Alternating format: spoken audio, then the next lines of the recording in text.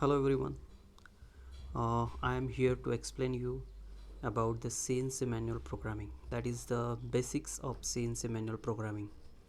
So before going to start the actual CNC programming, manual programming, so first we would like to discuss about the some measuring processes, that is milling and turning.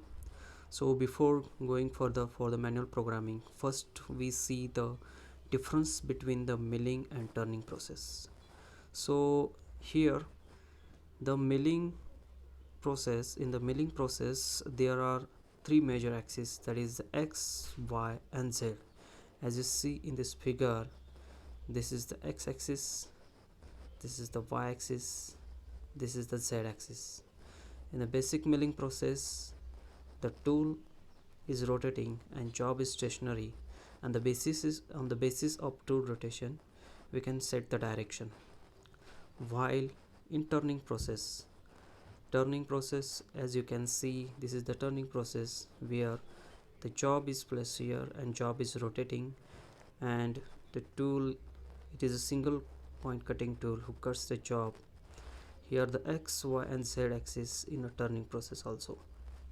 So the basic difference between the two processes are the milling process, in which the tool is rotating and job is stationary, but in turning process the job is rotating and tool is stationary. So in the turning process, as you can see, this is the c axis. This is nothing but the auxiliary axis. If you come across the major axis x, y and z, there are the auxiliary axis, or we can say rotating axis. For a axis, it is auxiliary of the x axis. Similarly for the y axis, that is b axis, and for the z, this is the c axis. As you can see, this is the z direction, and in z direction the job is rotating along this z. So this is the c axis. On the basis of rotation, that is c plus and c minus. So this is the basic difference in milling and turning process. Okay, we can go on further. So as we discuss here, the rotational axis ABC, that is associated with the XYZ. The A axis is auxiliary of the x axis, B axis is auxiliary of y axis, and C axis is auxiliary of the z axis. So on the basis of the rotational, that is clockwise and anti-clockwise, if the axis is clockwise, then you can set a positive direction. If axis is anti-clockwise, then we can set a negative direction. So before starting the manual programming, it is very essential to know about the working planes. In milling and in turning, there are different working planes are there. In milling, as you can say, this is the tool, and this is, if you can draw the x, y and z axis, there are the different three planes are there, as you can see here. So this is G18, G17, G19. If you talk about the G17, that means G17, in which x and y, if you place an object in x and y planes, that is G17. If your object is placed in y and z plane, then that is G18. And when a job is placed at the G19, then it is y and z plane. So these planes are very important planes. On the basis of that, the various operation we can perform. If you talk about the G17 planes, in G17 planes we perform the milling operation. In G18 planes, if you talk about the G18 planes, these planes G18, so here we can perform the turning operation. If you talk about the G19 planes, then in this plane we can perform the drilling and similar operations. So likewise, these planes are very important role in the manual programming. So first you should know in which plane you are going to operate the things, then go for the next. If you talk about the references, so there are three main references the present in the CNC manual programming. The first one is a machine zero point. This machine zero point is set by the manufacturer. Here it is originated, we can say x, y and z. Here it becomes x, y and z are 0, 0 and 0 at the machine zero point, and it is fixed one. It cannot be altered by any means. It is only produced by, or it is only given by the machine manufacturer. Then again, second point is that this is workpiece zero point.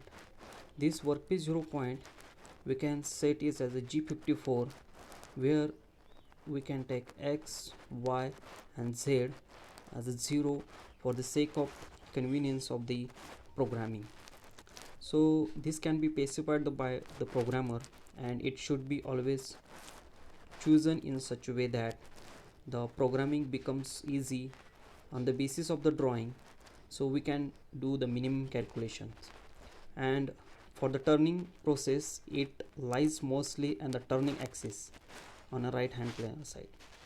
And third point is very important, that is the reference point, where the actual initialization of the path measuring, which means that this point all set to be 0. So all these are the 0 references point you should know about the CNC programming. Furthermore, these are some distances which are given below for the milling. Similarly, there are some distances which is given for the turning. So these are the various lengths for providing for the job with respect to this origin, as we discussed before. Then there are two major coordinate system in the CNC programming. That is, first one is absolute coordinate system and second one is the relative coordinate system. First we can see what is absolute coordinate system. Absolute coordinate system, where we can measure the all value from the origin. As we can see, this is the origin where x 0 and y is 0. As you plotted on a graph paper xy, this point is x0 and the y0. Then if you talk about the point, that is p1 point, that is p2 point, and this is the p3 point. If you have to simply calculate this point on the basis of this graph. So if you talk about the point p1, so p1 point, x coordinate is a 20 and y coordinate is 35. So we have to first calculate all the coordinate points, that is p1, p2 and p3 likewise, and you have to write down it. So as we can measure this point from this origin point, so that is why we are giving distance from the origin point, so we consider as an absolute dimensioning point. So if you look further, as we discuss this p1, p2 and p3, x, y, this is 20, 35, p2 point is 50, 60, p3 point is 70, 20. So this is the absolute point. These points are very important for the sake of CNC manual programming. So calculation of the point is very important, and again I am saying that this is a very essential point while doing the manual programming. Similarly, we can calculate for the turning, as we can define this turning as a G18 plane. So here the axis is Z and this axis is Y, and same we can calculate for the X and Z as a point P1, that is 25 and Z is 7.5. As here you can say this 25, as you can say this is the 25, when if you see this is nothing but this dimension is basis on diameter. There are two different types of measuring processes in turning. First one is a radial consideration and second one is a diametrical. So for the sake of understanding or for the sake of simplicity, we take this point as a diametrical point. So that is why in the calculation we're taking as a this point as a diametrical point. So point P1 is 25, this point P1 is 25, then point P2 is 40 minus 15, and again this negative direction shows that whatever this negative direction is there, this negative direction shows that is nothing but we have to, yeah, this negative direction, one second, hold on. Yes, this negative direction shows that if you plot a graph, then this side becomes positive, this is positive, this side is negative, this is negative. So this z positive, z negative, as we going for this direction, so that is why this minus 7.5 is there. So you can understand it is simply nothing but the representation of the graphical point on the paper. So it is very easy. So if you go further, it is again second type of dimension system, that is incremental dimension. For the milling, same we can consider same figure, and for the turning also we can consider the same figure. As in absolute coordinate system, the always if we have to calculate the point from the origin, but in incremental process we have to calculate the origin point as its previous points. If you talk about the point P1, we have to calculate this point with respect to origin. If you go for the P2, then we have to calculate this point with respect to P1.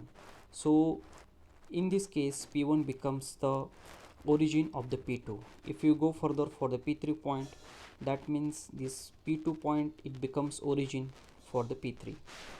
As so on, we have to calculate the point on the basis of incremental dimension. So it is nothing but we can say it is the incremental dimension.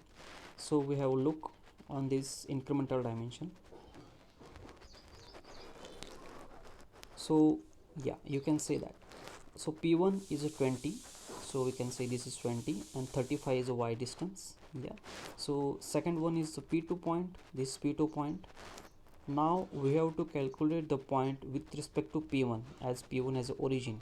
So this P1 has origin, then x distance is 30 with respect to P1. If you mark P1 point as origin, that P2 point is situated at a 30 distance, so we write 30 here, and 20 is a vertical distance, that is y distance.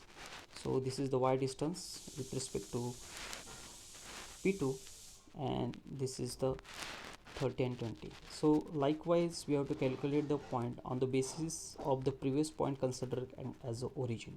So this is the nothing but this is the incremental dimension system.